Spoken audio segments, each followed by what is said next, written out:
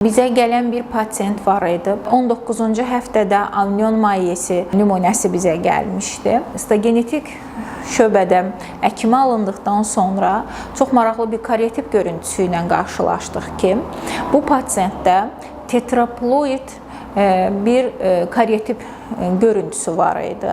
Biz bunun artıq metafaz sayını artırdıqda gördük ki, bir neçə metafazlarında normal genetik nomenklaturaya uyğun 46 xromosom dəsti var. Digər hüceyrələrində isə, metafazlarında isə tetraploid 92 xromosom dəstinə malikdir. Və biz həmin an bunun anamnezi bizim üçün maraqlı idi.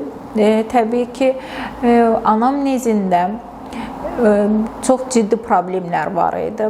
Bu diaqnozu təsdiqlədik ki, ailənin, yəni fetusun mozaik tetraploid yapısına malik görüntüsü var. Təbii ki, biz bunu həm ginekoloquna, həmçinin də ailəyə məlumat verdik və bunun üçün də artıq hamilə olan xanımlara, ginekoloqlara müraciət edirik ki, bəzən hər hansı hamiləliyinizdə tərs gedən bir problemlər varsa, mütləq genetik mərkəzə və ya genetikə müraciət eləyin.